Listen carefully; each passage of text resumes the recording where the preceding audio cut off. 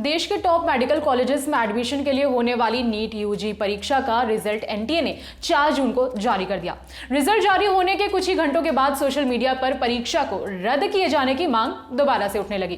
कई स्टूडेंट्स और कोचिंग संचालकों की तरफ से दावा किया गया कि एनटीए के रिजल्ट में कुछ गड़बड़ी है। उनकी तरफ से कहा गया कि एग्जाम में 67 कैंडिडेट्स के 720 में से 720 नंबर आए हैं, जो कि कई सवाल खड़े करता है। दावा यह भी किया जा रहा है कि 2 कैंडिडेट्स को 718 और 719 नंबर मिले हैं, जो कि असंभव है। हालांकि एनटीए ने इन दावों को खारिज कर दिया है।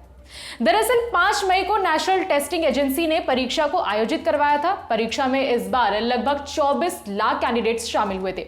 4 जून को परीक्षा का रिजल्ट आया। एनटीए की तरफ से जारी किए गए रिजल्ट में 67 कैंडिडेट्स ने 720 में से 720 मार्क्स पाए। एक साथ इतने सारे कैंडिडेट्स के 100% नंबर देखने के बाद सोशल मीडिया पर परीक्षा के रिजल्ट को लेकर सवाल खड़े किए जाने लगे। कहा गया कि रिजल्ट में कुछ तो गड़बड़ी जरूर है। यह भी दावा किया गया कि एग्जाम में इतनी हाई कट ऑफ इससे पहले कभी नहीं आई। सोशल मीडिया वेबसाइट एक्स पर नीट यूजी परीक्षा को लेकर यह भी दावा किया गया कि 2 बच्चों ने 718 और 719 नंबर पाए हैं। बाकायदा इसका स्क्रीनशॉट भी शेयर किया गया। कहा जा रहा है कि ऐसा होना असंभव है कि परीक्षा में कोई स्टूडेंट 718 या 719 नंबर ला पाए।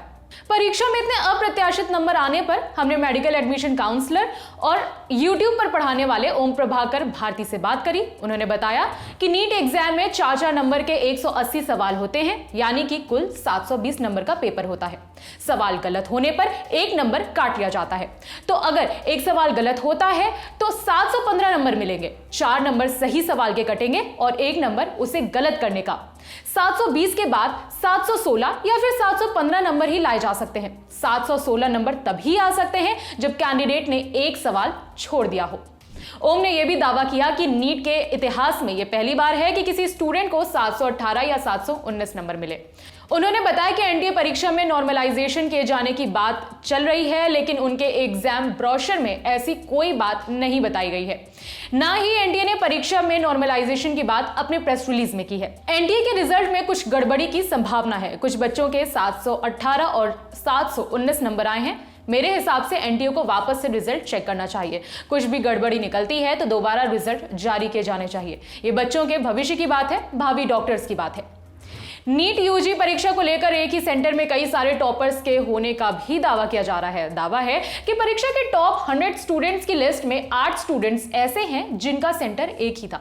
इनमें से 6 स्टूडेंट्स की रैंक 1 आई है। बाकी 2 स्टूडेंट्स की 68वीं और 69वीं रैंक आई है।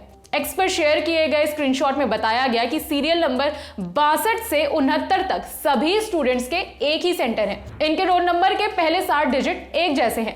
दावा है कि ये एक ही सेंटर के स्टूडेंट्स हैं। कहा यह भी जा रहा है कि इन स्टूडेंट्स में से 7 के नाम के आगे उनका सरनेम नहीं लगा हुआ है, जबकि बाकियों के साथ ऐसा नहीं है। इन सब के अलावा एग्जाम को लेकर भी कई और दावे किए जा रहे हैं, जैसे कि एनटीए ने हर बार की तरह इस बार परीक्षा के आंसर की रिजल्ट के साथ जारी नहीं करी। आंसर की एक दिन पहले जारी कर दी गई। ऐसा क्यों? परीक्षा में रैंक डेसिमल में कैसे आ सकती है? एक स्टूडेंट का रिजल्ट का स्क्रीनशॉट शेयर कर बताया गया कि उनकी काउंसलिंग रैंक 1.54 है। ये कैसे हो सकता है? एग्जाम में नंबर के कंपैरिजन में रैंक में काफी अंतर देखने को मिला है। 700 नंबर पाने वाले स्टूडेंट की 2250 रैंक है, वहीं 665 रैंक वाले स्टूडेंट की 17800 रैंक होने का दावा किया जा रहा है। बताया गया कि 630 नंबर पाने वाले कैंडिडेट की रैंक 48600 है।